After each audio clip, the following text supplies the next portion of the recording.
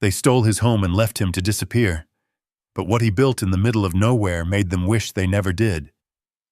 At 67, Ethan Cole thought surviving war was the hardest thing he'd ever face, until the people he trusted most erased him from his own life. With nothing left but an old truck and a loyal German shepherd named Atlas, he drove into a place no one wanted, a land people called dead. But what he found there, and what his dog uncovered beneath it, would change everything. Not just for him, but for others who had nowhere left to go. Before we begin, drop a comment and tell me where you're watching from. I'd love to know who's here with us. The sun was sinking behind the mountains when Ethan Cole turned onto Maple Ridge Drive, the road he had driven for over 40 years without ever needing to think about it. The tires of his old pickup crunched against the gravel in a way that felt familiar, grounding, like muscle memory. For a moment, just a moment, everything felt normal. Then he saw the driveway. Empty. Ethan slowed, his hand tightening around the steering wheel. Something in his chest shifted, a quiet instinct honed from years in the desert, the kind that whispered before danger showed its face. His house sat at the end of the lane just as it always had. Same white siding, same porch railing he had fixed with his own hands 2 summers ago. But something was wrong. There was no porch swing. Ethan frowned, pulling the truck to a stop. The engine idled, humming low beneath him, but the silence around the house was too loud. No wind chimes, no rustle of the oak tree, no light in the windows. "Stay," he muttered. Atlas, and the German shepherd in the passenger seat, didn't move. The dog's amber eyes were fixed on the house, ears forward, body tense. Ethan stepped out slowly. The cold evening air brushed against his face, carrying a scent he didn't recognize. Not home, not anymore. He walked toward the front door, each step heavier than the last. The porch creaked under his weight. The door was unlocked. That was the second thing wrong. Ethan pushed it open. The world inside was gone. No couch, no rug, no photographs lining the wall. The place where his wife used to sit with her knitting, empty. The kitchen table where they had eaten every morning for decades, gone. Cabinets open, stripped clean. Even the clock above the stove had been taken, leaving a pale square of untouched paint behind. Ethan didn't move, and his brain refused to process what his eyes were telling him. He stepped inside, boots echoing against bare hardwood. "Hello?" he called out, his voice hollow in the empty space. Nothing answered. He moved from room to room faster now. Bedroom, bathroom, closet. Every door opened to the same thing. Nothing. Not even the small things. Not the books. Not the framed medals. Not the box in the closet he hadn't opened in years because it held memories he wasn't ready to face. Gone. All of it. A ringing started in his ears. No. No, this isn't right. His breathing shortened, chest tightening, vision narrowing as if the walls themselves were closing in. He reached for the counter, gripping it hard. "This is wrong. This is wrong." A sound snapped him back. A low, steady whine. Atlas stood in the doorway, watching him. Yet Ethan turned toward the dog, blinking rapidly as if waking from a dream. They must have moved things," he muttered. "Temporary, that's all. They said they were organizing." But even as he spoke, he knew. He reached into his jacket pocket, fingers trembling, and pulled out his phone. His thumb hovered over his son's number for a long second before pressing call. It rang. Once, twice, then clicked. "Dad?" Robert's voice came through, casual, almost impatient. Ethan swallowed. What happened to the house?" There was a pause. Not long, just long enough. "Oh," Robert said. "Yeah, I figured you'd see it today. Ethan's grip tightened on the phone. See what? The sale, Robert replied. We closed this morning. The word didn't make sense. Sale? Ethan repeated. Yeah, the house, Dad. We sold it. Got a great offer. Well, actually, way above asking. Ethan's knees weakened. He leaned harder against the counter. You sold it, he said slowly, like the words themselves might break. Well, yeah, Robert continued, his tone shifting into something rehearsed. We talked about this. You remember, the power of attorney? Ethan's mind flashed back, papers on the table, his daughter's voice gentle, reassuring. Just in case something happens, Dad. It's only for emergencies. His stomach dropped. That wasn't...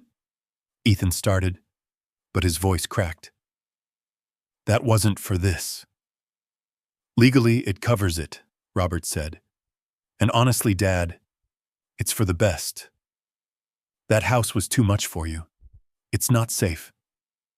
Ethan stared at the empty walls. My home, he whispered. We've got you set up, Robert went on. There's a great assisted living place. Clean, modern, a full medical staff. You'll be comfortable. Ethan closed his eyes. Comfortable. 40 years. Gone in a sentence. What about my things? He asked quietly. We handled that, Robert replied. Sold most of it through an estate service. Donated some. You don't need all that clutter. Clutter. Ethan's chest tightened again, sharper this time, like something tearing. That was my life, he said. Another pause. Dad, Robert sighed. You're not being rational. This is what's best for everyone. Everyone. Ethan opened his eyes. The room was still empty. Still not his. Where am I supposed to go? He asked. Well, Robert said, we assumed you'd go to the facility. But if you've got something else in mind, that's fine too. We've already finalized everything. Finalized. Ethan let out a slow breath. But something inside him, something that had held steady through war, through loss, through years of quiet endurance, shifted. Yeah, he said, voice low. I've got somewhere. Good, Robert replied quickly. That makes things easier. Ethan didn't answer. He ended the call. The silence that followed was heavier than anything he had ever carried. For a long moment he just stood there. Then, slowly, he turned. Atlas was still in the doorway, waiting, watching. Ethan walked past him, out of the house, down the steps, back toward the truck. He didn't look back, not once. The sun had dropped lower now, casting long shadows across the yard that no longer belonged to him. The sky burned orange and red, like the edge of something ending. He opened the truck door. Atlas jumped in without being told. Ethan sat behind the wheel, and hands resting on it, unmoving. His reflection stared back at him from the windshield, older than he remembered, eyes hollow in a want that felt too familiar. For a second, just a second, the world shifted. The driveway blurred. The air changed. Dust. Heat. The distant echo of something that wasn't there anymore. Ethan's breath hitched. No. Not here. Not now. His hands began to shake. The sound of his own heartbeat filled his ears, loud, overwhelming. The edges of his vision darkened as the past pressed in, uninvited and merciless. Then, a weight, warm, solid. Atlas had leaned across the seat, pressing his head firmly against Ethan's chest, grounding him, pulling him back. Ethan gasped, the world snapping into place. The mountains returned, the cold air, the empty house behind him. He let out a shaky breath, and his hand rising slowly to rest on the dog's head. "Yeah," he whispered. "I'm here." Atlas didn't move. Didn't need to. Ethan swallowed hard, then turned the key. The engine roared to life. For the first time in 40 years, Ethan Cole drove away from his home, with nothing but a truck, a dog, and the pieces of a life that no longer existed. The road stretched ahead, dark and uncertain, but Atlas stayed beside him, and that was enough to keep going. For now. The road ahead curved into darkness, swallowed by the rising hills as night crept over the mountains. Ethan kept both hands locked on the steering wheel, knuckles pale under the dim glow of the dashboard lights. The world outside narrowed into two thin beams of headlights cutting through the black. He didn't know where he was going. Not really. Just away. Saw how Atlas shifted beside him, settling deeper into the worn passenger seat. But his eyes never left Ethan. The dog watched him the way soldiers used to watch each other. Silent, alert, ready. Ethan exhaled slowly, trying to steady his breathing. "Colorado," he muttered under his breath. "We're going to Colorado." It sounded distant, unreal. The word echoed in his mind like something remembered from another life. His father's land, a place no one had wanted, a place no one had ever stayed long. Ethan hadn't been there in over 20 years, maybe more. He pressed harder on the gas. The truck responded with a low growl, climbing steadily as the road angled upward. The air grew colder the farther he drove, frost beginning to creep along the edges of the windshield. Hours passed, or maybe it was minutes, and time didn't feel right anymore. The hum of the engine, the endless dark, the quiet weight of everything he had just lost, it all blended together into something heavy and unreal. And then, a flash. Bright. Blinding. Ethan flinched. The road vanished. Heat slammed into him like a wall. Sand. Smoke. The distant crack of something he knew too well. His breath hitched. Not here. Not now. His hands tightened on the wheel as the memory surged forward, uninvited and violent. A convoy. The sound of tires grinding against gravel. A voice shouting over the radio. The sudden, deafening blast that turned everything into chaos. Ethan's vision tunneled. The headlights blurred into streaks of white. His foot pressed harder on the gas without him realizing. The truck began to drift. "Ethan." The voice wasn't real. It never was. "Ethan, stay with me." A sharp movement. Warm, wet. Atlas. The dog lunged forward, planting both front paws against Ethan's chest, his tongue pressing hard against Ethan's face. The sudden contact broke through the noise. Ethan gasped, the world snapping back into place with a jolt. The road reappeared. The truck veered dangerously close to the edge of the shoulder. Ethan yanked the wheel, tires screeching as he corrected course just in time. The truck swerved, then steadied. Silence. Heavy. Breathing hard, Ethan pulled his foot off the gas and eased the truck onto the side of the road. Gravel crunched beneath the tires as he came to a stop. For a long moment he didn't move. His chest rose and fell rapidly, each breath sharp and uneven. Atlas stayed where he was, front paws still pressed against Ethan, eyes locked onto his. "Hey," Ethan whispered hoarsely. "Hey, I'm okay." But his voice didn't sound convincing. The dog didn't back away, didn't relax. Ethan swallowed hard, his hands trembling as he reached up and rested them against Atlas's shoulders. "Yeah," he said softly. "You got me." Slowly, Atlas lowered himself back into the seat, but he didn't look away. Ethan leaned back, closing his eyes for a second. Just a second. The darkness behind his eyelids wasn't empty. It never was. But this time, it didn't pull him under. Not completely. He opened his eyes again, staring out at the empty stretch of road ahead. "I thought I was past that," he murmured. Atlas let out a quiet huff. Ethan almost smiled. "Guess not." The cold air seeped into the truck, biting through his jacket. He rubbed his hands together, while trying to shake off the lingering tremor. He couldn't afford to lose control out here. Not now. Not anymore. After a while, he reached forward and turned the key again. The engine rumbled back to life. "All right," he said quietly. "We keep moving." The truck rolled forward, merging back onto the road. The mountains rose higher now, their dark outlines cutting against the night sky. The farther he drove, the more the world seemed to empty out. Fewer lights, fewer signs, just long stretches of road and the quiet weight of the wilderness pressing in from all sides.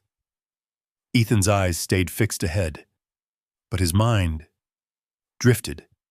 The house, the empty walls, the sound of Robert's voice, calm and certain, like everything had been decided long before Ethan even knew it was happening. "We sold it." The words replayed over and over, much like a loop he couldn't shut off. Ethan tightened his grip on the wheel. 40 years, he said under his breath. 40 years. And it was that easy. Atlas shifted slightly, his shoulder brushing against Ethan's arm. Ethan glanced at him. "Guess it's just us now, huh?" The dog's ears flicked. That was enough of an answer. The road began to climb more steeply as the hours passed. Snow appeared in patches along the sides, glinting faintly under the headlights. By the time the first hint of dawn touched the sky, Ethan's eyes burned with exhaustion. But he didn't stop. Couldn't, not yet. When the sun finally rose, pale and cold over the mountains, the landscape around him had changed completely. The trees grew thinner, the land stretched wider, empty, wild. While Ethan slowed the truck as a narrow dirt road came into view on the right. Faded, barely marked. He almost missed it, but something in him recognized it anyway. He turned the wheel. The truck bumped onto the dirt path, tires kicking up dust and loose gravel as it climbed slowly upward. The road twisted through the hills, narrowing as it went, branches scraping lightly against the sides of the truck. Ethan leaned forward slightly, eyes scanning the terrain, and then he saw it. The cabin, or what was left of it. It stood crooked against the slope, weathered wood darkened by time and neglect. The roof sagged in the middle, one side partially collapsed. The windows were broken, jagged edges catching the early light. The land around it was bare, cold, still, no signs of life, no signs. Had Ethan brought the truck to a stop a few yards away. The engine ticked softly as it cooled. For a long moment, neither he nor Atlas moved. "This is it," Ethan said quietly. The words felt heavier than he expected. Atlas stepped out first, jumping down onto the frozen ground. He stood still for a second, nose lifted, taking in the scent of the place. Then he moved, slow, deliberate, circling the cabin, checking. Ethan watched him, a strange sense of familiarity settling in his chest, clearing a perimeter, the way they used to. He stepped out of the truck, boots crunching against the frost-covered earth. The cold hit him immediately, sharper than before, biting through layers that suddenly didn't feel thick enough. He pulled his jacket tighter around himself and walked toward the cabin. Up close, it looked worse. The door hung slightly off its hinges. The wood was splintered, worn thin by years of weather. The inside was dark, empty. Just like the house. Ethan stopped at the threshold. For a second, doubt crept in. What am I doing here? But there was nowhere else to go. He stepped inside. The floor creaked under his weight. Dust hung in the air, catching the morning light that filtered through the broken windows. No furniture, no warmth, no comfort. Just space, cold, empty space. Ethan exhaled slowly. "Yeah," he murmured. "This'll do." Behind him, Atlas stepped into the cabin and sat down near the doorway, watching him. Ethan turned, meeting the dog's gaze. A faint, tired smile touched his face. "We've been in worse places," he said. Atlas's tail gave a small, steady wag. Outside, the wind picked up, was whistling softly through the trees. Ethan looked around the cabin again, then nodded to himself. "All right," he said quietly. "We start here." And for the first time since he had been thrown out of his own life. The word start didn't feel like an ending. It felt like something else. Something uncertain, but possible. The word lingered in Ethan's mind as he stood in the center of the cabin, staring at the broken walls and the light leaking in through gaps that shouldn't have been there. Possible. He let out a slow breath that turned into a faint cloud in the cold air. "Yeah," he said under his breath. "We'll see." The silence answered him. Not peaceful silence.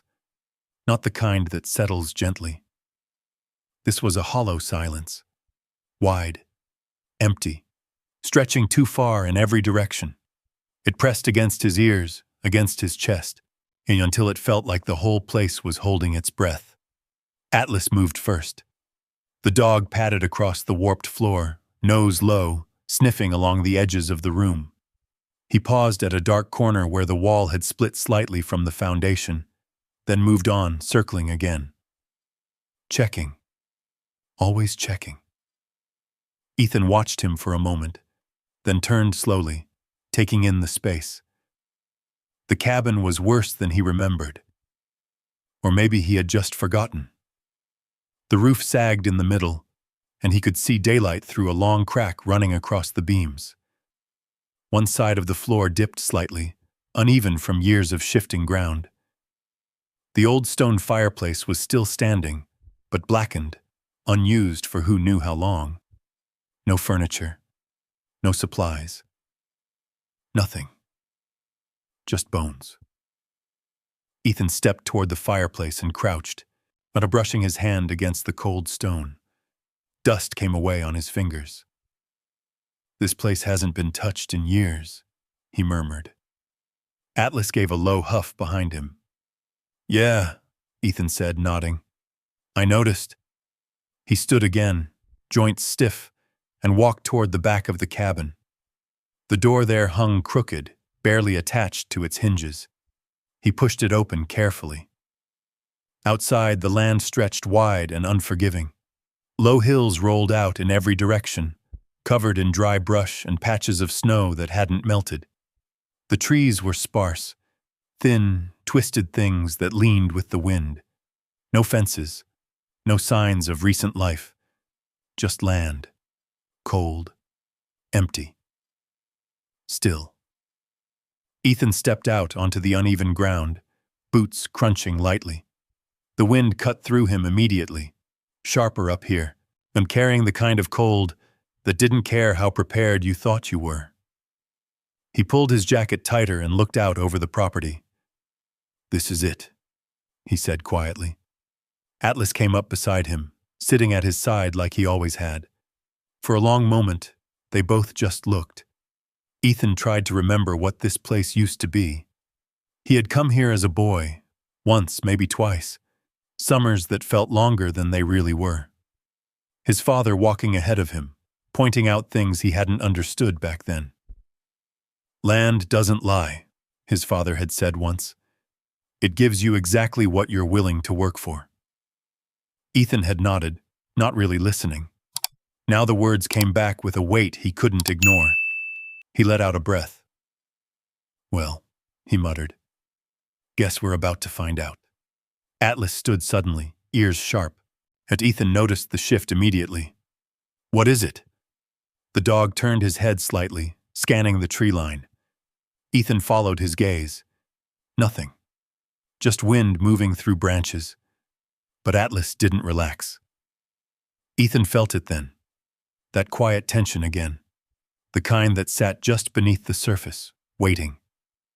He straightened slightly, instincts waking up before his thoughts could catch up. "You hear something?" he asked softly. Atlas took a few steps forward, nose lifted. Ethan listened. At first there was nothing. Then, a faint sound. Distant. A rustle. Not wind. Something moving. Ethan's body stiffened. He scanned the trees again, slower this time. There. A flicker of movement between the branches. Small. Quick. Gone as soon as he saw it. Ethan exhaled slowly. "Probably just wildlife," he said, much more to himself than the dog. Atlas didn't seem convinced. Ethan watched the tree line for another second, then shook his head. "Doesn't matter," he said. "We're not exactly in their territory. We're in everything's territory." Atlas glanced back at him. That earned the smallest hint of a smile. "Yeah," Ethan added. "Yours too." The dog's tail gave a short, steady wag. Ethan turned back toward the cabin. "All right," he said, clapping his hands once, the sound sharp in the open air. "We need to figure this out before night hits." He stepped inside again, already scanning the space differently now, not as something broken, but as something to work with. The fireplace. That was first. If he could get a fire going, he could survive the night. Everything else came after. He moved to the corner, pushing aside loose debris, and gathering what little dry wood he could find from broken boards and old scraps left behind. It wasn't much. Not enough. He paused, glancing toward the door. "Stay," he said. Atlas didn't argue.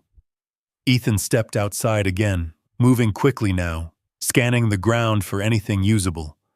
Fallen branches, dry brush, anything that would burn.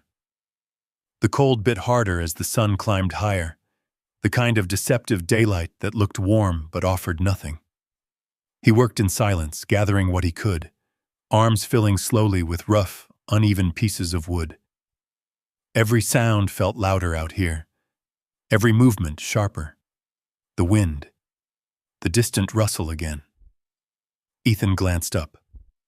Atlas stood at the doorway, watching him, always watching. Ethan nodded once. "I see you," he muttered. He brought the wood inside, dropping it near the fireplace, while his hands were already starting to stiffen from the cold. "All right," he said quietly. "Let's see if we remember how to do this." It took longer than it should have. His fingers didn't move the way they used to. The lighter flicked once, twice. The flame caught briefly, then died. Ethan clenched his jaw. "Come on," he muttered. Atlas stepped closer, sitting just behind him, waiting. The third try caught. A small flame, weak, but alive. Ethan leaned in carefully, feeding it, coaxing it, shielding it from the drafts that slipped through the broken walls. Slowly, it grew. The fire crackled softly, pushing back the cold just a little. Ethan sat back, exhaling. "There we go," he said. Atlas shifted closer, the warmth reflecting faintly in his eyes. Ethan stared at the fire. For the first time since he'd arrived, but the silence felt different. Still empty. Still heavy. But not as sharp. Not as cutting. He leaned back against the wall, pulling his jacket tighter around him. "This place, he said after a moment, voice low. "They called it Dead Land." Atlas tilted his head slightly. Ethan huffed a quiet breath.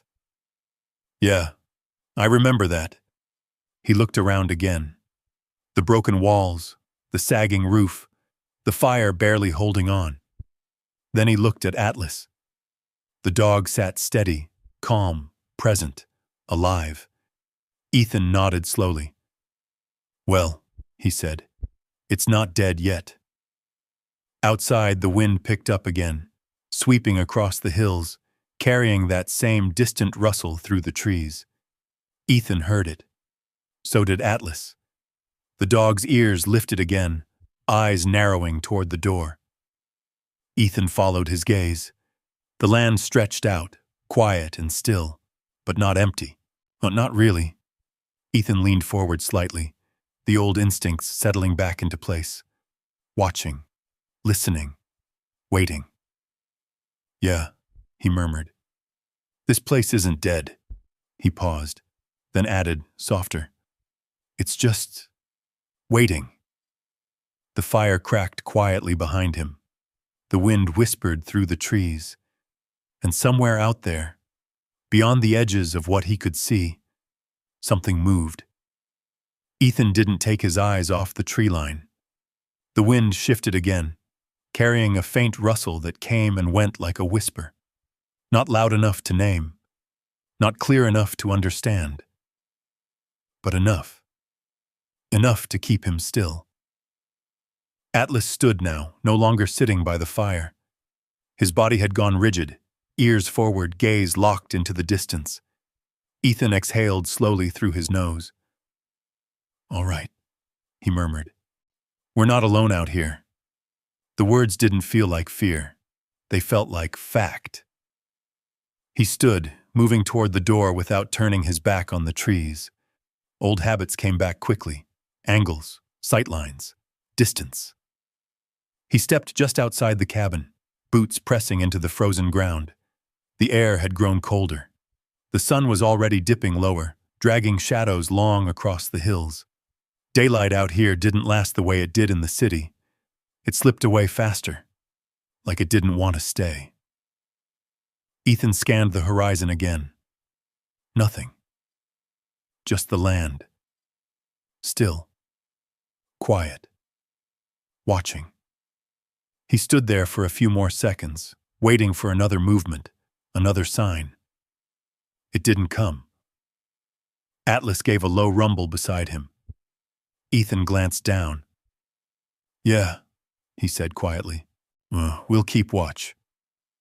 He stepped back inside and pulled the door as closed as it would go, wedging it slightly with a broken piece of wood to keep it from swinging open in the wind. Not secure, but something. The fire crackled behind him, a small, stubborn source of heat fighting against the cold that seeped through every crack in the walls. Ethan crouched beside it again, feeding it another piece of wood. "Night's coming," he said under his breath. "We need to be ready." Atlas paced once around the cabin, then settled near the door, positioning himself where he could see both Ethan and the outside. Guarding. Ethan watched him for a moment. "You always pick the right spot," he muttered. Atlas's tail tapped lightly against the floor. Ethan leaned back against the wall again, and letting the warmth from the fire reach him as best it could. But it wasn't enough. The cold crept in anyway. Through the floor, through the walls, through him. He rubbed his hands together, trying to bring feeling back into his fingers.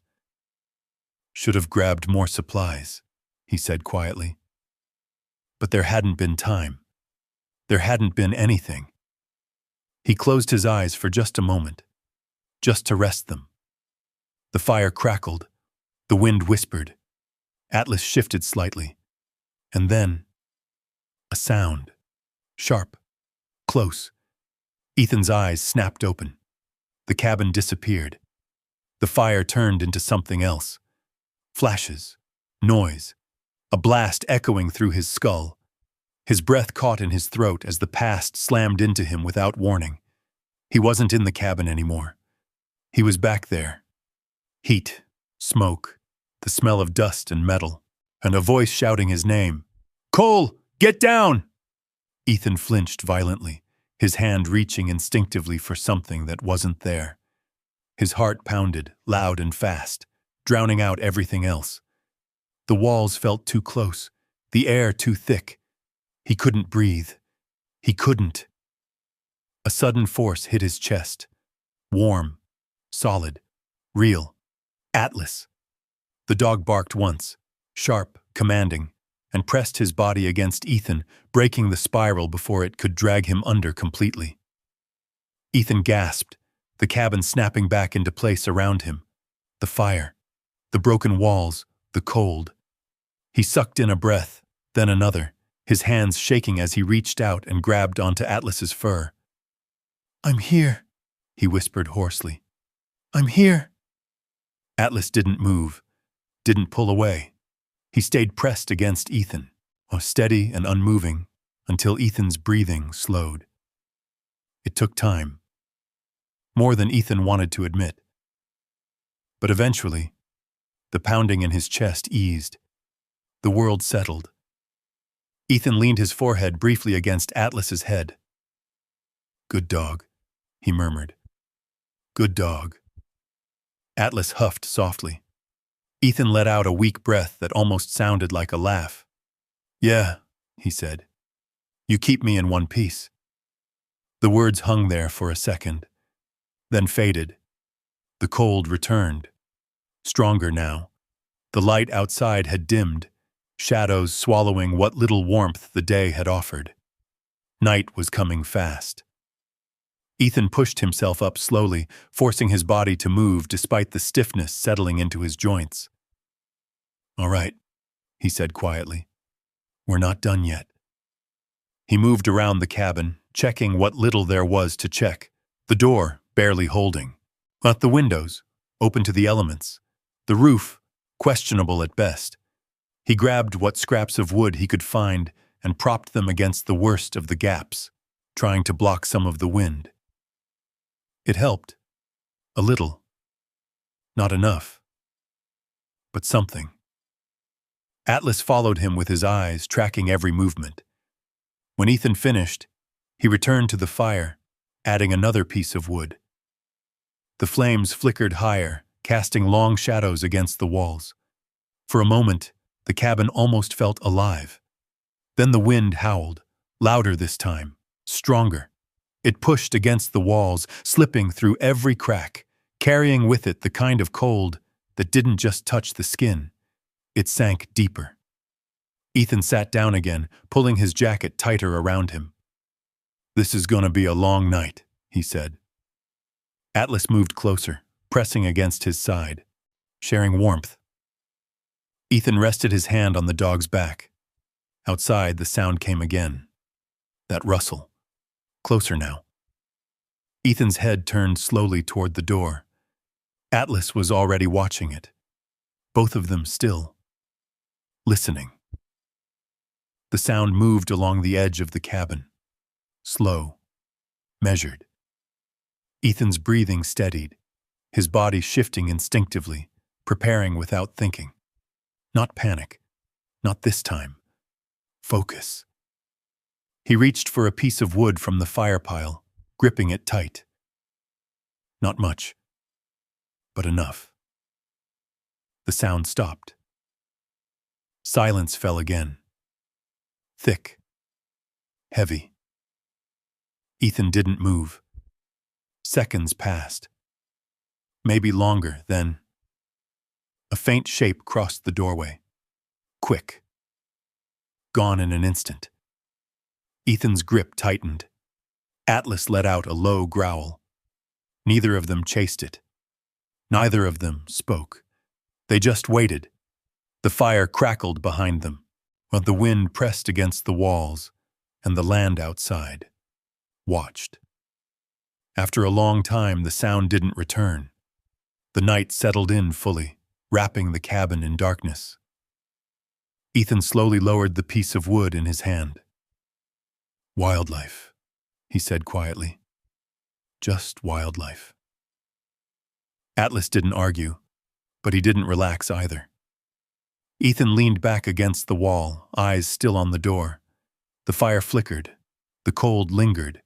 But something had changed. He wasn't just surviving the cold anymore. He was aware, alert, present, alive. He glanced down at Atlas. The dog met his gaze without hesitation. Ethan nodded once. "Yeah," he said softly. "We'll get through it." Outside, the wind carried one last whisper through the trees. Inside, the fire held. And for the first time since he had been thrown out of everything he knew, Ethan didn't feel completely lost. Just on edge, waiting, and still here. Morning came slow and gray. Ethan didn't remember falling asleep. One moment he had been sitting against the wall, staring at the door, listening to every shift of the wind. And the next, pale light was seeping through the cracks in the cabin. The fire had burned down to embers. The cold had settled deep into his bones. He opened his eyes carefully, as if the world might still be unstable. It wasn't. The cabin stood the same, broken, quiet, holding together just enough. Atlas was awake. Of course he was. The dog sat near the doorway again, posture alert, eyes scanning outside like he had never stopped. Ethan exhaled slowly. "Morning," he said, voice rough. Atlas glanced back, tail giving a small, steady wag. Ethan pushed himself up, wincing slightly as stiffness pulled through his joints. Every movement reminded him how long it had been since he'd lived like this, since he'd needed to. He stepped outside. The air hit him harder than the night had, colder, sharper. The ground was coated in a thin layer of frost, crunching under his boots. The mountains stretched out under a pale sky, quiet and unforgiving. Ethan took a long breath. It burned his lungs. "All right," he muttered. Day 1. Atlas moved ahead of him, already circling the cabin again. Checking. Always checking. Ethan watched him for a moment, then started moving himself, scanning the land with new purpose. He needed water, more wood, something to eat. The list formed quickly in his mind, the same way it used to. Much priorities. Survive first, think later. He walked the perimeter slowly, eyes sharp, noting every slope, every patch of ground that looked different. That's when Atlas stopped. Not just paused. Stopped. Rigid. Focused. Ethan noticed immediately. "What is it?" Atlas didn't look back. Instead, he stepped forward, nose low, then started digging. Fast, aggressive. Dirt and frost flew behind him as his paws tore into the ground with a kind of urgency Ethan hadn't seen before. Ethan frowned. "Hey." Atlas didn't stop. "Atlas?" Nothing. The dog kept digging, deeper now, ignoring everything else. Ethan stepped closer, watching. Hey, easy." He crouched slightly, studying the spot. It didn't look different. Just a patch of ground behind the cabin. Slightly uneven, maybe. Hard to tell. "Oh, probably a burrow," Ethan said under his breath. "Something living under there." Atlas dug harder. A low, frustrated sound escaped him as if whatever he was after wasn't coming fast enough. Ethan's eyes narrowed. This wasn't hunting behavior. This was something else. "All right," he said slowly. "Let's see what you've got." He moved closer, brushing aside some of the loose dirt Atlas had thrown back. Then, a sound. Dull. Metal. Ethan froze. Atlas stopped for just a second, then resumed digging with renewed intensity. Ethan's pulse picked up. "No way," he whispered. He dropped to one knee and started clearing the dirt with his hands, working alongside the dog now. Cold soil scraped against his fingers. More of the surface revealed itself. Flat. Solid. Not rock. Metal.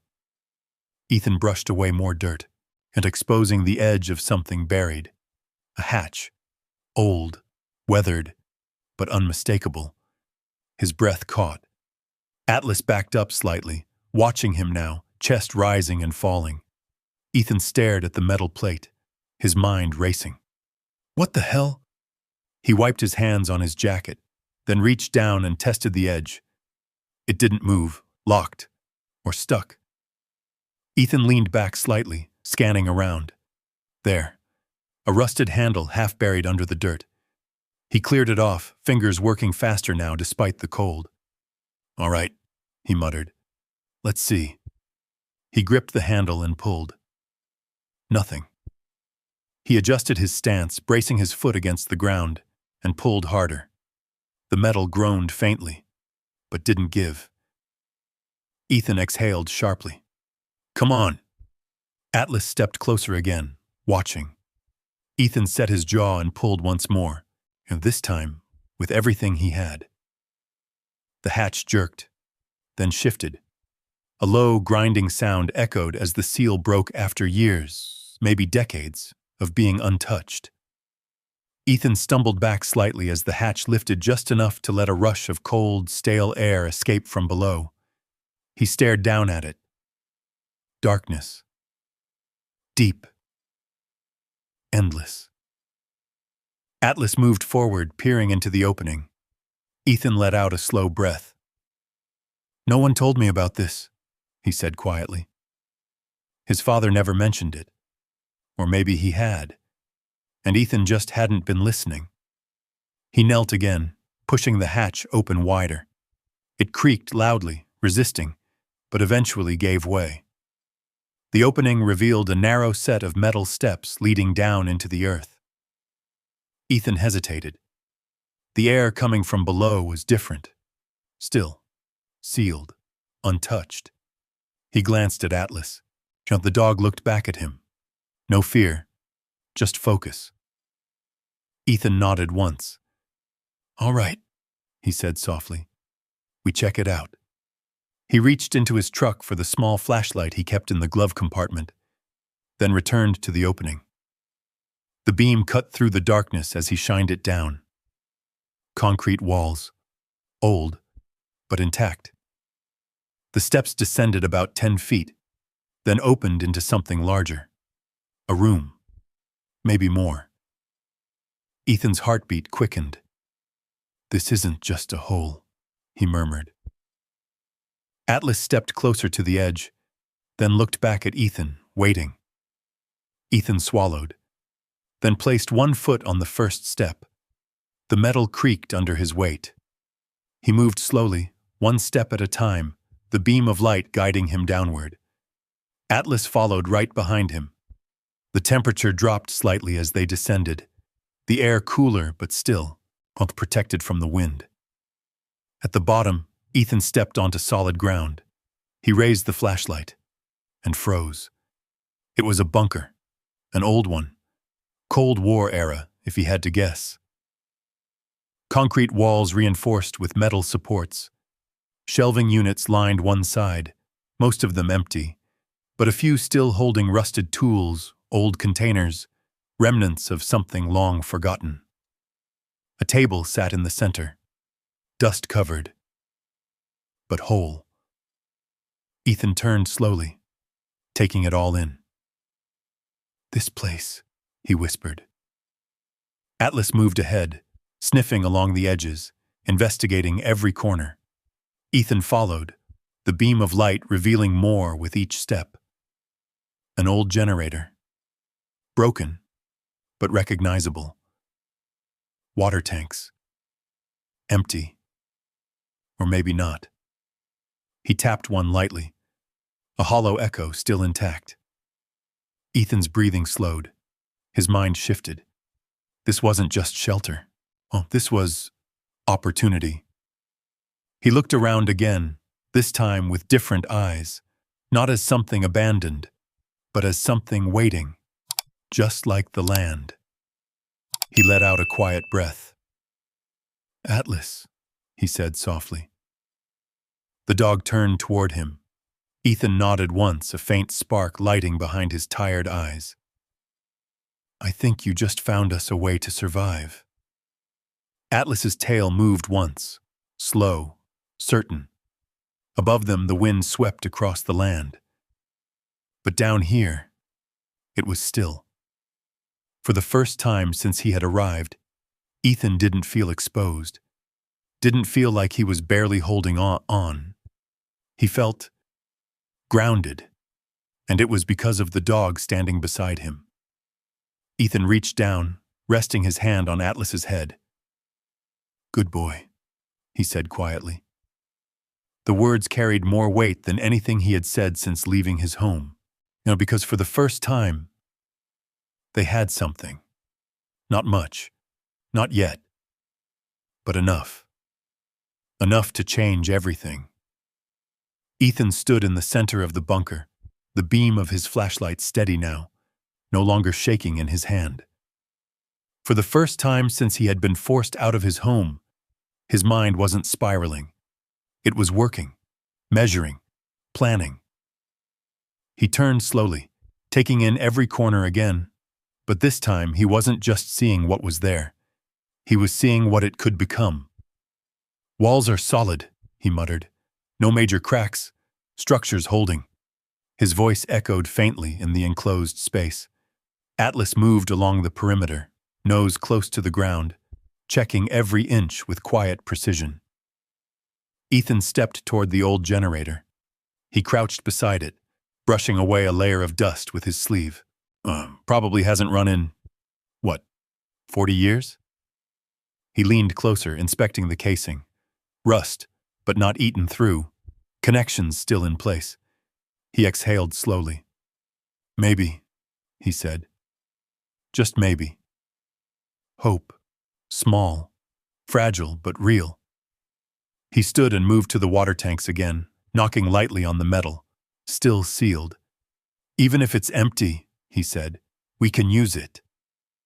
His thoughts were coming faster now. Faster than they had in a long time. Not memories. Not fear. Solutions. Atlas returned to his side, looking up at him. Ethan nodded. "We stay down here tonight," he said. "Cabin won't hold if the wind picks up again." Atlas didn't hesitate. Decision made.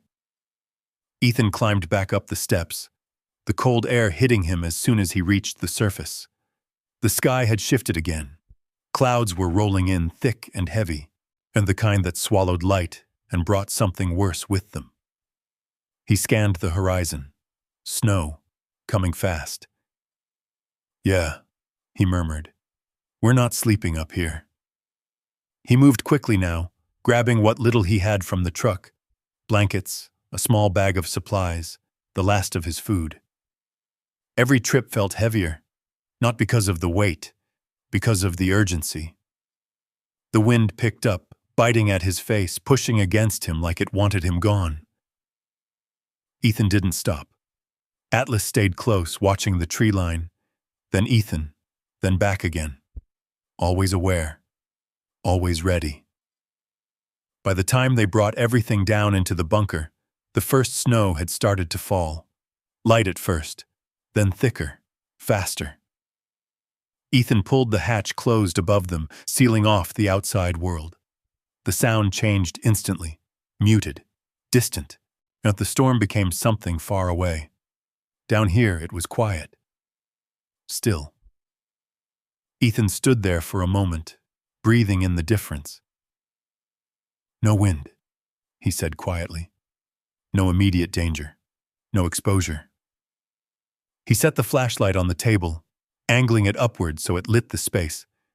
The bunker came alive in soft, dim light. Not warm, but stable. He spread out the blankets near one wall, creating a makeshift resting spot. Atlas circled once, then lay down, still alert but calmer than before. Ethan sat beside him, letting his back rest against the cold concrete. For a moment, he didn't move, didn't think, just existed. The silence didn't feel threatening. It felt earned. "You did this," Ethan said quietly, glancing at Atlas. The dog's ears twitched slightly. Ethan let out a slow breath. Found it. Kept digging. He shook his head faintly. "Better instincts than most men I served with." Atlas's tail thumped once against the ground. Ethan almost smiled. Almost. But the quiet didn't last. It never did. A sound echoed faintly from above. Not the wind, something heavier. A shift. Ethan's body tensed instantly. His head tilted slightly, listening. Another sound. A low creak. Wood. The cabin. Ethan stood slowly, eyes lifting toward the ceiling as if he could see through it. "Storm's hitting harder," he said. Atlas was already on his feet. Then, a sharp crack. Loud. Final. Ethan's jaw tightened. "Yeah," he whispered. "That's not good." A rumble followed, distant but unmistakable, the kind that came from something giving way. Ethan didn't move, didn't rush. He just stood there listening, and every instinct telling him exactly what had happened. The cabin. It wasn't built to last. Not like this. Not through a storm like that. He exhaled slowly. "Good call," he said quietly to Atlas. If they had stayed up there.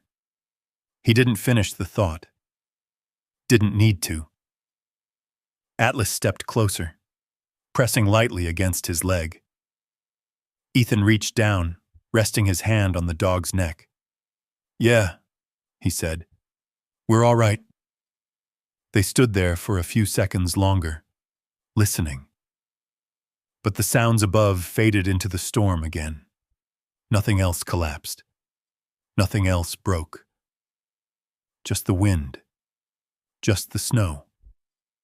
Ethan sat back down, slower this time. The adrenaline drained out of him in waves. Not panic. Not fear.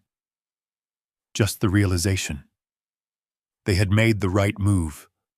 For once. He leaned back against the wall again, letting his head rest. I used to plan for things like this," he said quietly. "Used to think 10 steps ahead." His eyes drifted across the bunker. Somewhere along the way, I stopped. Atlas lay down beside him again. Close. Solid. Ethan closed his eyes briefly. "Guess I needed a reminder." The dog didn't respond. He didn't need to. Time passed. Hard to tell how much. The storm raged above them, but down here, it was contained. Distant. Ethan eventually shifted, pushing himself upright again. "All right," he said. "We don't just sit here." His voice was firmer now. Different. He grabbed the flashlight and began moving through the bunker again, this time with purpose. Inventory, assessment, planning. He checked the shelves, sorted what little remained. Tools, rusted but usable. Old wiring, scrap metal, every piece mattered now. Nase Atlas followed him, staying close but giving him space when needed. Ethan paused at the generator again. He crouched down, studying it more carefully this time. "If I can get this running." He trailed off, light, heat, power. Not comfort, but control. He nodded to himself, step by step. He stood again, scanning the room one more time. This place wasn't finished, not even close, but it was something he could build on, something he could shape. For the first time since everything had been taken from him, he wasn't just reacting. He was creating. Ethan looked down at Atlas. The dog met his gaze. No doubt. No hesitation. Ethan gave a small, firm nod. "We're not done," he said. The storm howled above them. The land remained harsh, unforgiving. But down here, something had changed. Not safety. Not yet. But direction. And that was enough to keep going. The storm lasted through the night. Ethan didn't sleep much. Not because of fear this time, but because his mind wouldn't slow down. Every creak of the bunker, every distant thud of wind against the land above, every flicker of thought about what needed to be done next, it all kept him awake. But it wasn't chaos. It was structure, the kind he hadn't felt in years. When morning finally came, it announced itself quietly. Just a faint shift in the light seeping down through the seams of the hatch.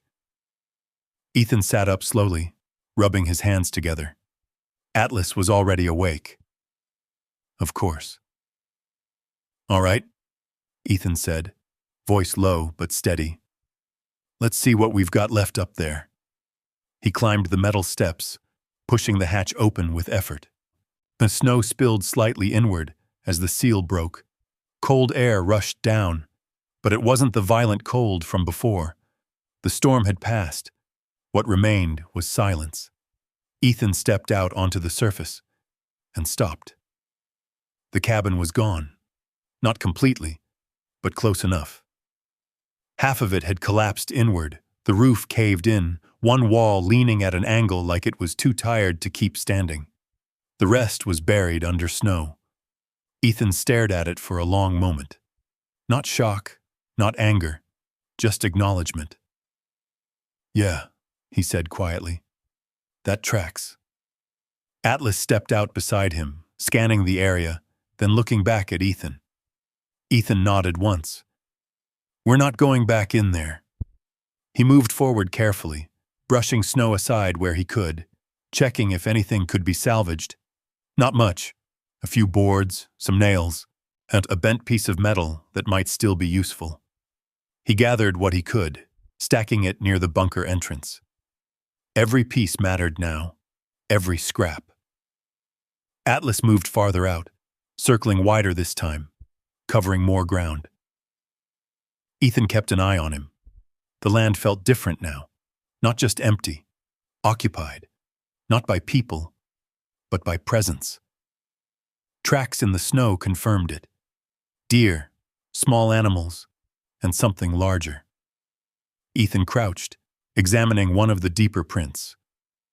Wolf recent. He exhaled slowly. "All right," he muttered. "We're sharing the neighborhood." Atlas returned shortly after, pacing once before settling near Ethan again. Ethan stood, brushing snow off his hands. "Food's next," he said. "Then water. Then we figure out how to make that bunker livable." He glanced at the horizon. Oh, the mountains stretched endlessly. No roads, no signs, no help. Just distance and time. He turned back toward the bunker, then froze. A sound. Not wind. Not an animal. A low rumble. Engine. Ethan's body shifted instantly, his posture tightening. Atlas stiffened beside him, ears forward. The sound grew louder, coming from beyond the ridge to the east. Ethan narrowed his eyes. "No one's supposed to be out here," he said under his breath.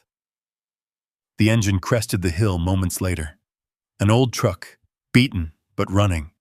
It moved slowly, tires crunching through the snow, heading straight toward the cabin's remains. Ethan didn't wave, didn't call out. He just stood there, watching, ready. The truck came to a stop about 30 yards away. The engine idled for a moment, then shut off. Silence returned. The driver's door opened. An older man stepped out. Late 60s, maybe early 70s. Heavy coat, work boots, face weathered by years, not just age. He took a few steps forward, eyes scanning the collapsed cabin, then shifting to Ethan, then to Atlas. He stopped. Not too close. Not too far. Smart. Ethan respected that. They stood like that for a moment. Two men measuring each other without words. Finally, the man spoke. "Didn't think anyone was still trying to live out here." His voice was calm. Not curious, not judgmental. Just stating a fact. Ethan didn't answer right away. Then, "Didn't think anyone would come looking." The man gave a faint nod. "Name's Caleb." Ethan hesitated. Then, "Ethan." Caleb glanced toward the bunker entrance, then back at Ethan. "You find something under there?" Ethan's eyes sharpened slightly. How do you know about it? Caleb shrugged. Used to be a few of those around. Cold War builds. Most people never knew where they were. He gestured toward the collapsed cabin. That place wasn't much, but it wasn't the real shelter either. Ethan studied him. You been out here before? Caleb nodded once. Years ago. Helped build a few structures around these parts. This land. He paused, looking around. People called it dead because they didn't know how to use it. Ethan said nothing. Caleb looked back at him, more directly now. You planning to stay? The question hung in the air. Simple, but heavy. Ethan glanced at the bunker, then at Atlas, then back at Caleb. Yeah, he said. I am. Caleb didn't react immediately. Then he nodded again. Oh, good. Ethan frowned slightly. Good? Caleb took a few steps closer now, still careful, still respectful of distance. Because this place doesn't kill people, he said. It just waits for them to give up. Ethan held his gaze. I'm not giving up. Caleb's eyes shifted briefly to Atlas.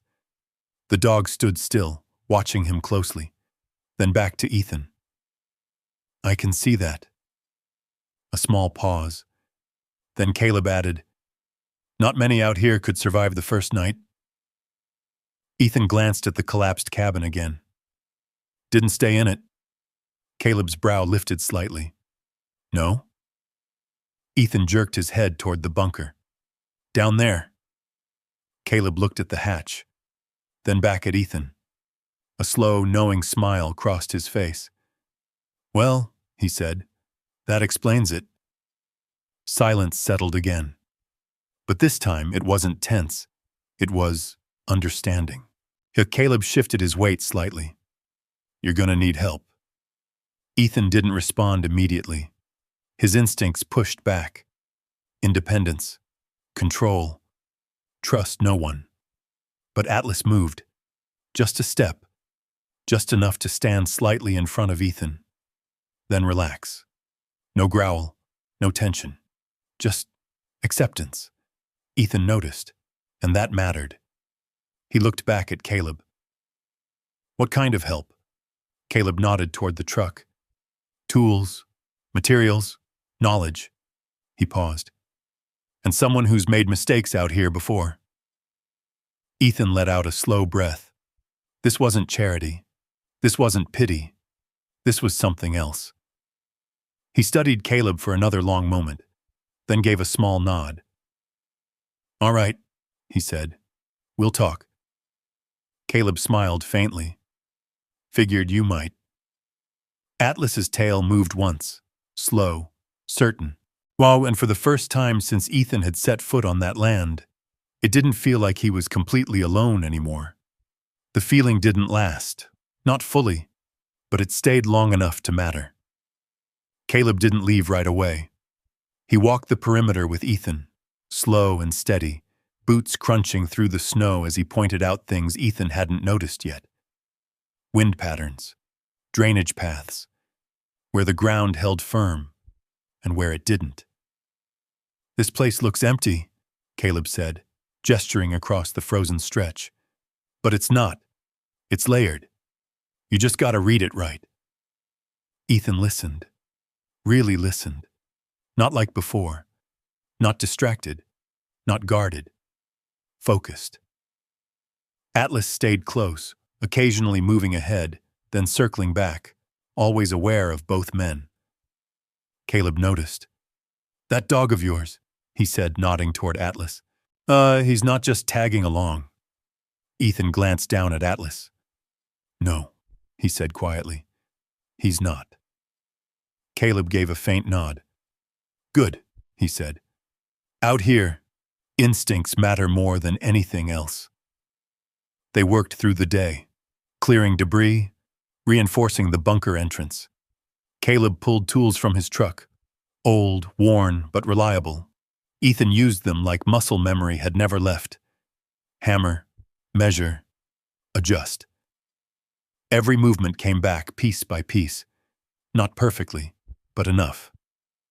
By late afternoon, the entrance to the bunker was more secure. A temporary cover, better insulation, less exposure. It wasn't much, but it was progress. Ethan stood back, breathing slowly, looking at what they had done. "Didn't think I'd be building again," he said. Caleb shrugged. "Oh, most men don't think about a lot of things until they have to." Ethan almost smiled. Almost. Atlas sat nearby, watching them both, calm but alert. The sun dipped lower, casting long shadows across the snow. Caleb wiped his hands on his jacket. "I'll head back before dark," he said. "Road gets tricky when the light's gone." Ethan nodded. "You coming back?" Caleb looked at him for a moment. Then, "If you're still here." Ethan didn't hesitate. "I will be." Caleb gave a small, approving nod. "Then I will too." He turned toward his truck, pausing briefly as Atlas approached him. The dog stood still, studying him. Caleb crouched slightly, extending a hand, not forcing, just offering. Atlas stepped forward, sniffed, then allowed the contact. A quiet moment. Simple, but meaningful. Caleb stood again. "Well, he trusts slow," he said. Ethan nodded. "So do I." Caleb climbed into his truck, the engine rumbling to life. "See you tomorrow, Ethan." Ethan gave a small nod. "Yeah." The truck pulled away, disappearing over the ridge the way it came. Silence returned, but not the same silence as before. This one had weight, structure. Ethan turned back toward the bunker. "All right," he said quietly. "Let's keep moving." Atlas followed. The evening passed with small tasks, organizing, rechecking, planning the next steps. By the time night settled in again, Ethan felt something unfamiliar. Not comfort, but control. He sat inside the bunker, the flashlight resting nearby, its beam dimmer now but still holding. Atlas lay beside him, close, present. Ethan leaned back against the wall, exhaling slowly. We might actually make this work," he said. Atlas's tail tapped lightly. Ethan closed his eyes for a moment. Just a moment. Then, a sound. Not wind. Not distant. Close. Engine. Ethan's eyes snapped open. Atlas was already up, alert, tense. Ethan stood immediately, grabbing the flashlight. "That's not Caleb," he muttered. The sound came from the opposite direction this time. Faster, less cautious. Ethan moved toward the steps, Atlas right behind him. He pushed the hatch open just enough to look out. Headlights cut through the growing dark. 2 vehicles. SUVs clean. Out of place. They didn't belong here. Ethan's jaw tightened. "They found me." The vehicles stopped near the edge of the property. Doors opened. 3 figures stepped out. Ethan didn't need the light to recognize them. His chest tightened. And his son. His daughter. And a man in a suit. Atlas let out a low growl. Ethan's hand rested on his neck. "Easy," he whispered. But his own pulse had already changed. The past had caught up, and it didn't come quietly. Ethan stepped out fully now, standing in the open, the cold biting at him but barely registering. The 3 figures approached slowly, carefully, like they were walking into something they didn't fully understand. His daughter spoke first. "Dad." The word felt wrong in the air. Ethan didn't respond, didn't move. His son stepped forward. "We've been looking for you." Ethan's voice came out calm, flat. "I doubt that." The man in the suit adjusted his coat. "We're not here to argue," he said. "We're here to resolve a legal matter." Ethan's eyes shifted to him. "Oh, of course you are." Atlas stepped slightly in front of Ethan now, protective. The lawyer glanced down at the dog, then back at Ethan. "You've been declared unstable," he said carefully. "Given recent behavior and your medical history." Ethan's gaze hardened. "My what?" The man continued. "Your children are requesting full control of your remaining assets, including this property." Ethan let out a quiet breath. Not surprise, not anger, just confirmation. "They didn't just take the house," he said slowly. "They're trying to take everything." His son stepped forward again. "Dad, you don't understand. This land is valuable now. We can sell it, set you up somewhere safe." "Safe?" Ethan cut in. The word carried weight, heavy, sharp. "You mean somewhere I don't get in the way?" Silence fell. His daughter looked away, but the lawyer stepped forward slightly. "We can do this the easy way," he said. "Or," Atlas growled, louder this time. A warning, clear. The man stopped. Ethan placed a hand on Atlas again, but he didn't step back, didn't retreat. "You already made your choice, so," Ethan said quietly. "Back at the house." His son's expression tightened. "That was different." Ethan shook his head. "No," he said. "It wasn't." The wind picked up slightly, carrying the cold across the open land, but Ethan didn't feel it. He felt something else now. Clarity. "I'm not signing anything," he said. The lawyer sighed. "Then we proceed legally." Ethan nodded once. "Then you do that." His daughter's voice cracked slightly. "Dad, please." Ethan looked at her, really looked.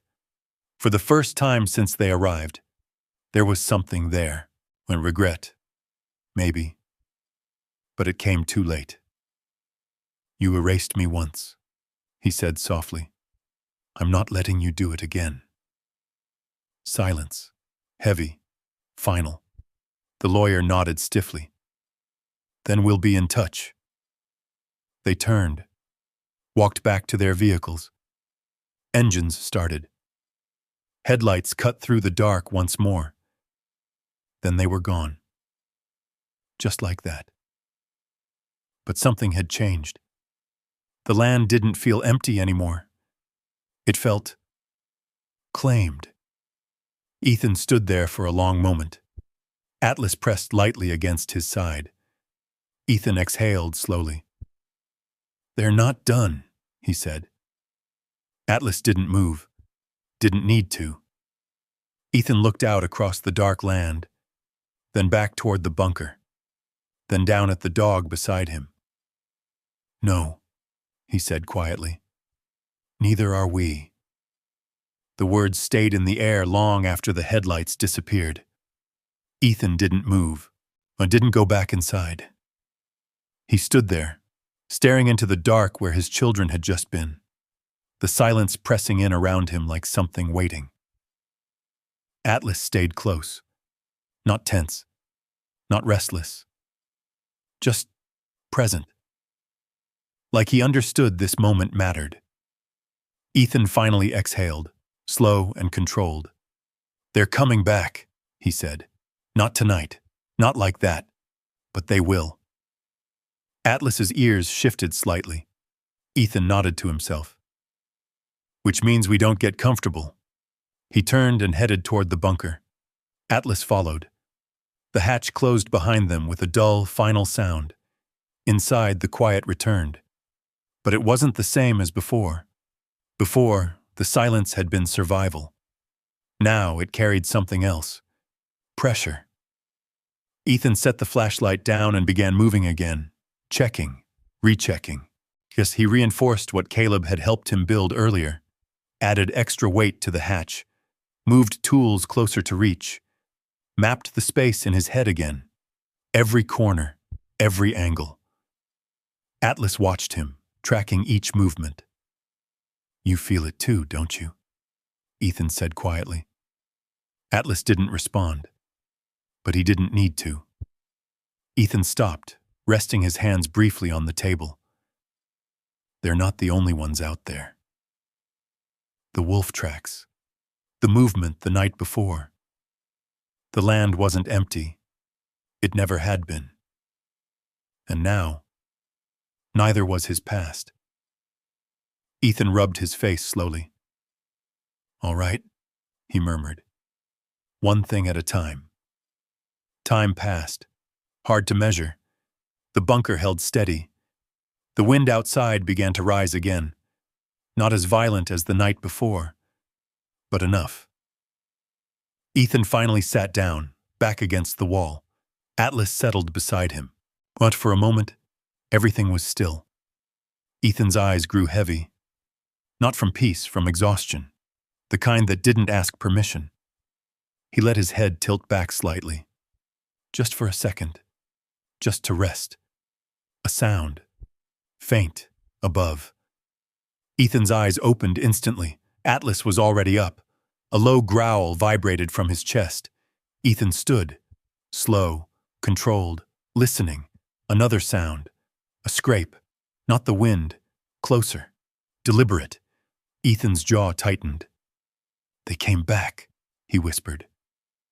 Atlas moved toward the base of the stairs, positioning himself between Ethan and the hatch. Protective. Ready. Ethan grabbed the piece of metal pipe he had set aside earlier. Not a weapon, but enough. He moved toward the steps, each movement quiet, measured. The sound above shifted again. Footsteps. Then, a sudden, sharp thud. What the hatch rattled. Ethan froze. Atlas barked once, loud, warning. Silence followed. Heavy. Then, nothing. No voices. No movement. Just the wind again. Ethan didn't move. Didn't breathe fully. Seconds passed. Then a minute. Then more. Atlas's posture slowly shifted, but he didn't relax completely. Ethan exhaled slowly. "That wasn't them," he said quietly. Too quiet. Too fast.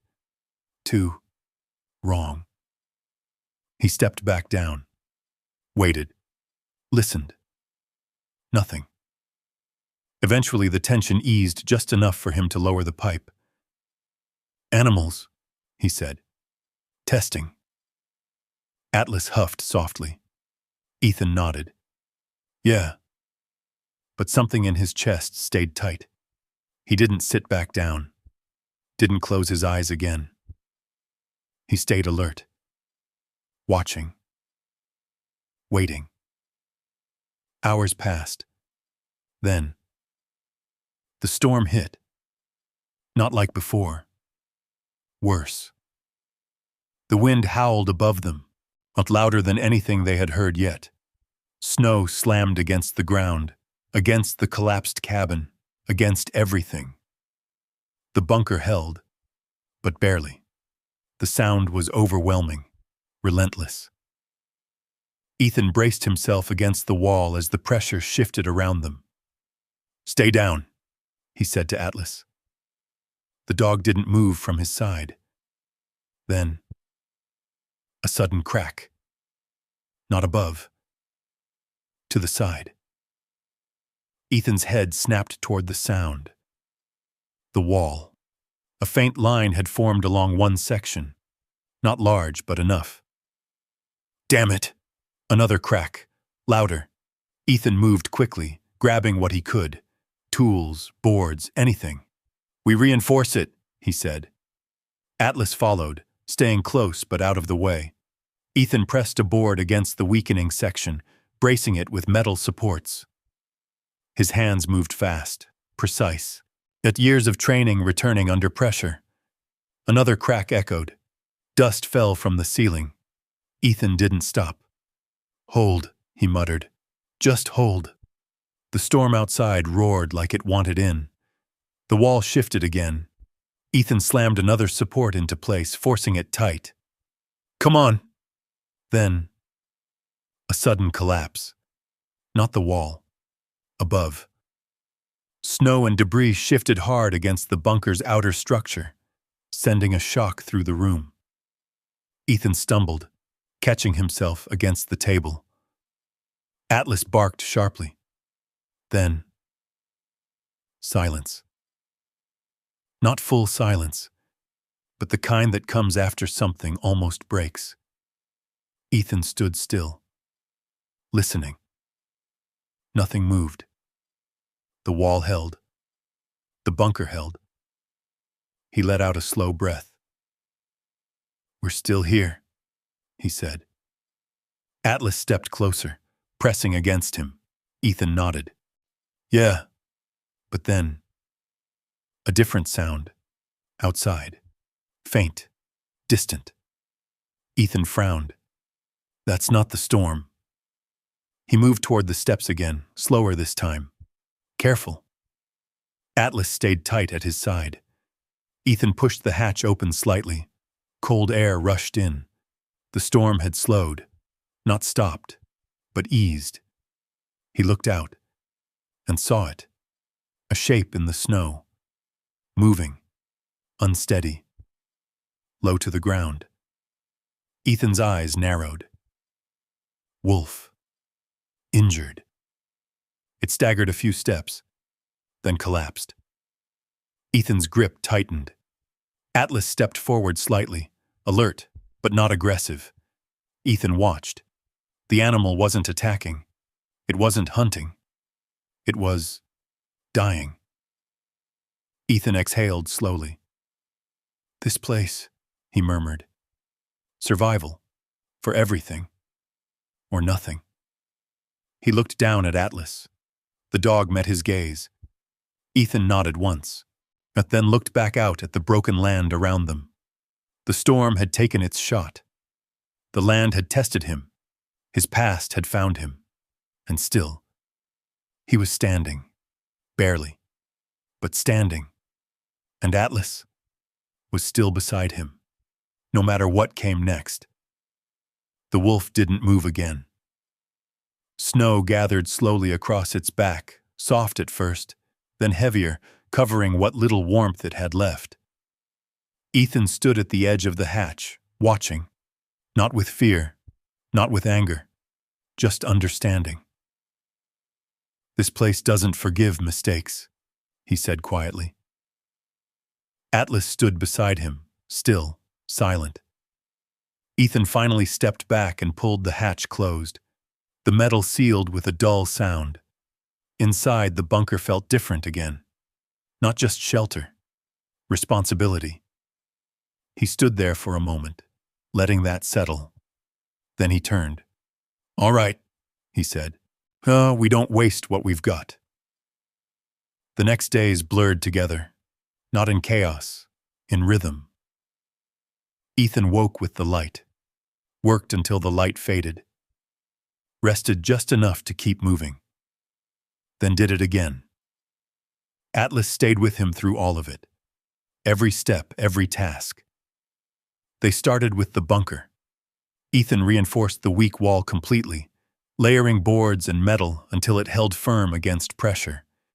He cleared out debris, reorganized the space, built a proper sleeping area using what remained of the cabin. Small improvements, but meaningful. Then came water. Ethan found a narrow stream not far beyond the ridge, partially frozen, but still moving beneath the ice. Atlas led him there the first time, not by chance, by instinct. Ethan knelt beside it, breaking through the surface carefully. "Good find," he said. Maha Atlas watched. Ethan filled what containers he had, carrying them back slowly, step by step. It took time. Everything did. Food was harder. They rationed what little remained. Ethan set simple traps, checked them daily. Some worked, some didn't. Atlas helped track movement, alerting Ethan when something passed nearby. Once he stood still for nearly 10 minutes, staring into a patch of trees. Ethan trusted that, and waited. Moments later, a small deer moved through the clearing. Ethan didn't hesitate. Survival didn't leave room for doubt. He did what needed to be done. Later, he sat beside the fire inside the bunker, quiet, respectful. "Not wasted," he said. Atlas lay beside him, close, always close. Days turned into weeks. The land changed slowly. Snow settled deeper, then began to thin. The air shifted, still cold, but less hostile. Ethan worked on the generator next, carefully, piece by piece. He cleaned connections, replaced what he could, improvised what he couldn't. Caleb returned regularly, not every day, but often enough. Each time he brought something, wires, fuel, parts that looked useless until Ethan found a way to use them. "You're building something real here," Caleb said one afternoon, standing inside the bunker. Ethan didn't look up from his work. "Just making it through." Caleb shook his head. "No," he said. "You're doing more than that." Ethan didn't respond, but the words stayed. The generator coughed the first time Ethan tried to start it. A rough, broken sound. Then silence. He adjusted, tried again. Another cough. Stronger. Atlas stood nearby, watching. Ethan wiped his hands. "One more time," he said. He pulled. The engine sputtered, then caught. A low hum filled the bunker. Not loud, not steady, but alive. Ethan froze for a second, then let out a breath he didn't realize he had been holding. "There it is," he said quietly. Light came next. Dim. Flickering. But real. Atlas's ears lifted slightly. Ethan looked around the bunker, now lit in a soft, uneven glow. "It works," he said. "Not perfect, but enough. More than enough." From there, everything changed. He added insulation, improved airflow, expanded storage. The bunker grew from a place to hide into a place to live. And then, something more. Caleb noticed it first. "You ever think about making space for more than just you?" he asked. Ethan paused. "What do you mean?" Caleb gestured around. "You've got structure. Well, you've got water, heat, protection." He looked at Ethan. "There are men out there who don't have any of that." Ethan didn't answer immediately. His mind shifted. Not to fear, not to doubt. To memory. Faces. Voices. Men who never found their way back. Men who didn't make it. Men who did, but had nowhere to go. Atlas moved slightly, resting his head against Ethan's leg. Ethan looked down at him, then back at the bunker, then at Caleb. "It's not ready," he said. Caleb nodded. "It doesn't have to be perfect." Ethan exhaled slowly. "No," he said, "but it has to hold." Caleb gave a small smile. "That part," he said, "you've already figured out." Time passed. More work, more changes. The bunker expanded outward, small additions at first, then larger. Ethan built with purpose now, not just survival, function, so structure, meaning. Atlas remained at the center of it all. He guarded, tracked, warned, and once, saved. It happened fast. A low growl, a sudden movement from the tree line. A wolf, larger than the one from before, charged too close. Ethan didn't see it in time, but Atlas did. He moved first, intercepted, took the hit. Ethan reacted immediately, driving the animal back. It retreated quickly, but Atlas didn't rise right away. Ethan dropped to his knees beside him. "Hey! Hey!" Atlas's breathing was steady, but his leg, injured. Ethan's hands moved fast, checking, stabilizing. "You're all right," he said. "You're all right." Atlas looked at him, calm, trusting. Ethan swallowed hard. "Stay with me," he said. He carried him back to the bunker, carefully, every step deliberate. Inside, he worked through the night. Cleaning, binding, watching, waiting. Atlas didn't leave his side, and Ethan didn't leave his. By morning, the dog was still breathing, still there. Ethan sat beside him, exhausted, eyes heavy but alert. "You don't get to leave," he said quietly. Atlas's tail moved once, weak, but there. Ethan nodded. "Good." He leaned back against the wall, the bunker around him, the work he had built, the place that had started as nothing. Now, it meant something, not just to him, but because of him. Ethan looked around slowly, then down at Atlas, then toward the entrance. The land outside remained harsh, unforgiving. But it no longer felt like it was trying to erase him. It felt like something else, a test. And for the first time, Ethan wasn't just surviving it. He was shaping it. The days no longer blurred the way they used to. They carried weight now, purpose. Every beam he reinforced, every wire he connected, every step he took across the land. It all meant something. Not just to stay alive, but to build. Atlas healed slowly. The limp stayed for a while, but the strength in him never left. If anything, it sharpened.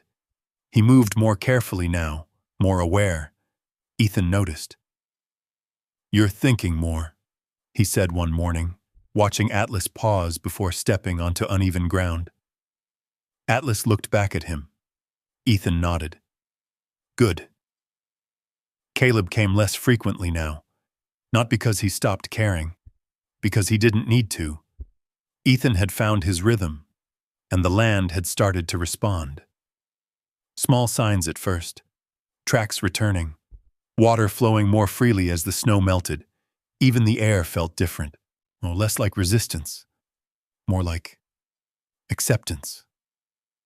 Then one afternoon, a sound, not wind, not wildlife. Footsteps. Ethan straightened instantly. Atlas was already alert. The direction was different this time. Not the road, not the ridge. Closer. Ethan stepped out of the bunker, scanning the trees. "Show yourself," he said. Silence. Then, movement. A figure stepped out slowly from behind a cluster of trees. Small, not a threat. Ethan's eyes narrowed. A girl. 16, maybe. Thin jacket. Face pale from the cold. But her eyes, focused, locked on him. Atlas didn't growl, didn't move forward. He just watched, carefully. The girl stopped a few yards away. She looked at Ethan like she wasn't sure what to say. Then, "Grandpa?" The word hit harder than anything that had come before. Ethan didn't respond, didn't move. He just stood there. The girl took another step forward. "It's me," she said. "Lily." Ethan's chest tightened. He searched her face and found it. Familiar, not in features alone, in something deeper. Memory. "You shouldn't be out here," he said quietly. Lily shook her head. "I had to find you." Atlas stepped slightly to the side, giving her a clearer path. Ethan noticed, always noticing. "How did you get here?" he asked. "I followed the road, then walked." "You walked?" She nodded. Ethan exhaled slowly. "That's not safe." "I know." Her voice didn't shake. "But neither is what they did." Silence settled between them. Heavy. Real. Ethan looked at her more closely now, not just as a stranger, but as someone connected to everything he had lost. "What do you want, Lily?" he asked, when her eyes filled, but she didn't look away. I want the truth. Ethan didn't answer immediately. Then, you won't get it from me. Her expression tightened. I already know part of it, she said. That made him pause. What part? Lily stepped closer. They said you left, she said. That you signed everything over and just disappeared. Ethan's jaw set. And you believed that? I did, she said. A beat. Until I saw the papers. Ethan's eyes shifted slightly. What papers? The ones they didn't think I'd understand, she said. Power of attorney, transfer of assets. Her voice hardened. Your signature didn't even look right. Ethan felt something shift inside him. Not anger, not yet. Something deeper. Lily took another step forward. They lied, she said. To me, well, to everyone. Atlas moved closer to Ethan's side again. Protective, but not aggressive. Lily noticed. He trusts you, she said softly. Ethan didn't respond. He doesn't trust them, she added. That landed. Ethan looked at Atlas, then back at her. Why are you here? He asked again. Lily swallowed. Because I didn't want you to disappear, she said. The words were simple, but they carried weight. Ethan turned slightly, looking out across the land. This place isn't for you, he said. I didn't come for the place. He glanced back at her. I came for you. Silence. Long. Uncomfortable. Real. Ethan exhaled slowly. You shouldn't have, he said. Maybe, she replied. But I did. Atlas stepped forward then, not toward Ethan, toward her, slow, measured. Lily held still, let him approach. Atlas sniffed her hand, paused, then accepted. Ethan watched that closely, very closely. That means something, Lily said. Ethan nodded faintly. Yeah, he said. It does. She looked around the land, the bunker entrance, the work. You built all this? Ethan hesitated. Then, we did. He rested a hand briefly on Atlas. Lily nodded. It's not nothing, she said. Ethan almost smiled. Almost.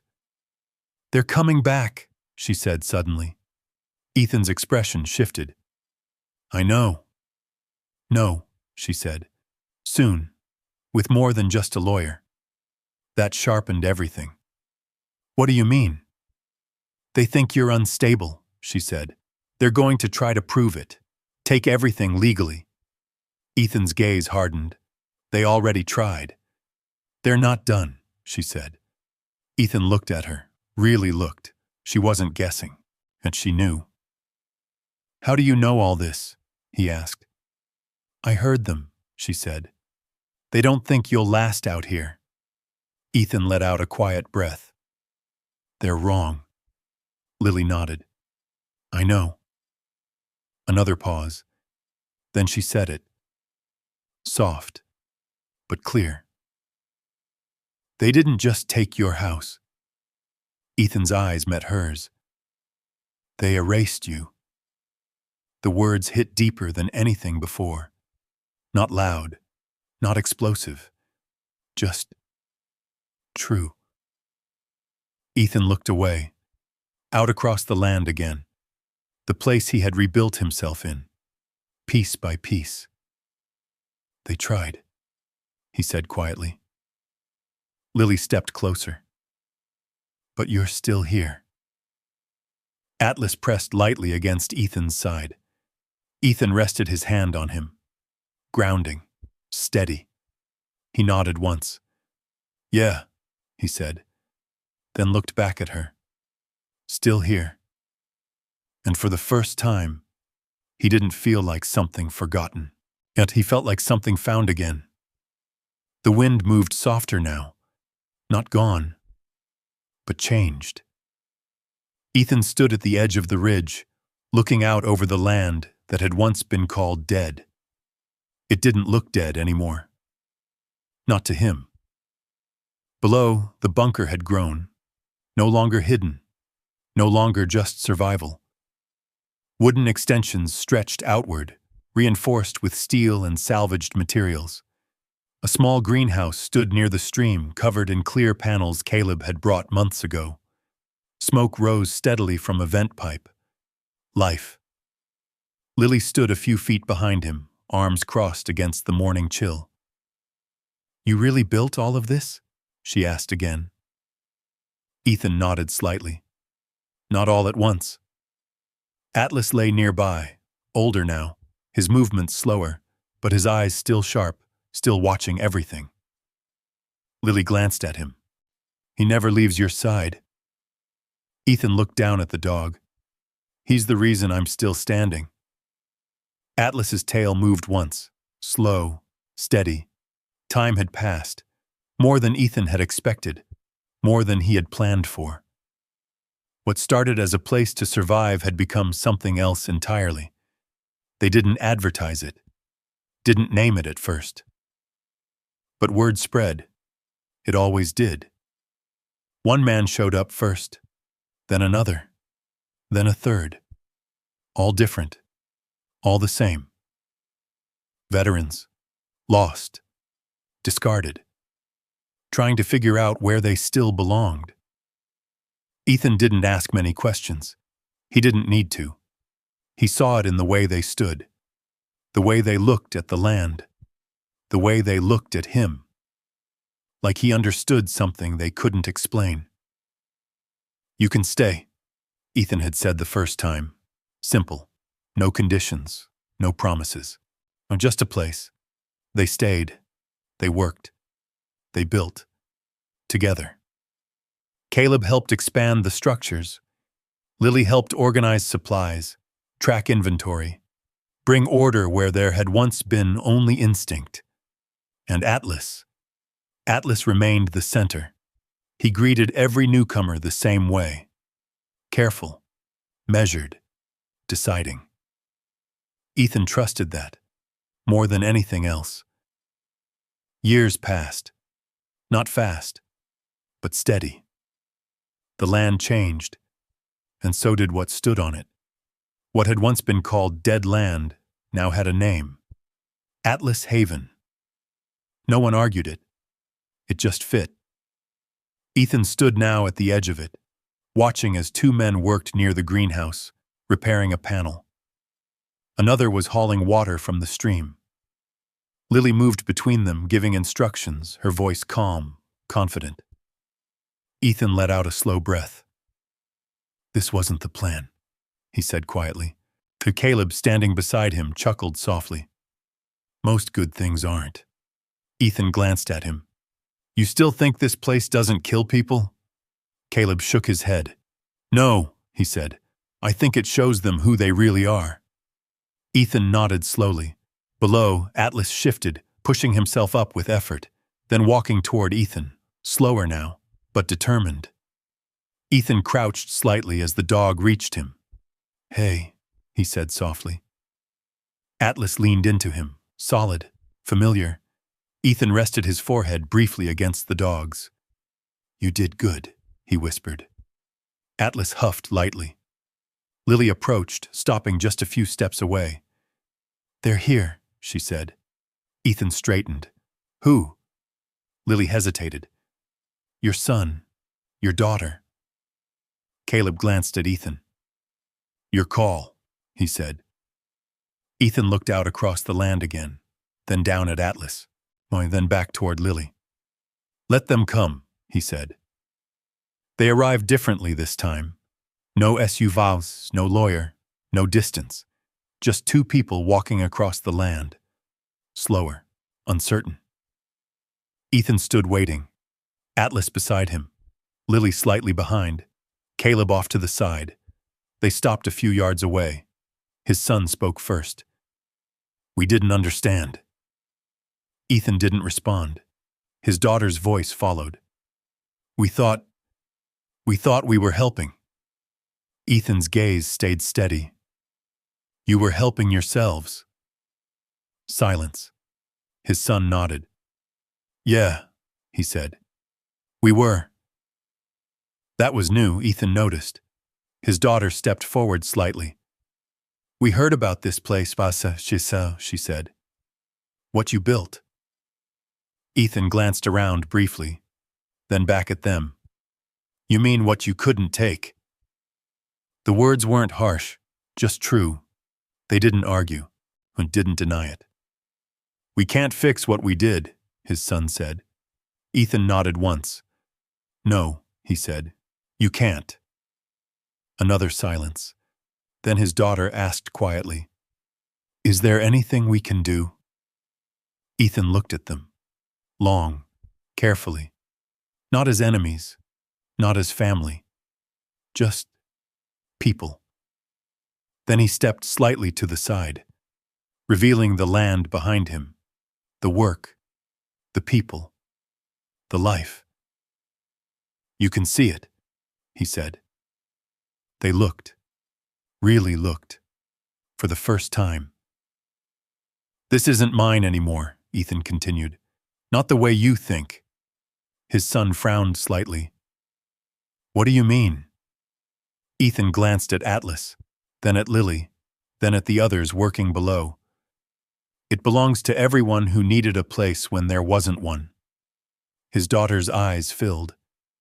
You built a family. Ethan shook his head. No, he said. Oh, they did. He rested his hand on Atlas's back. I just stayed. The wind moved through the valley again, soft, steady. His son looked at him. Can we come back? Ethan didn't answer right away. He looked at Atlas.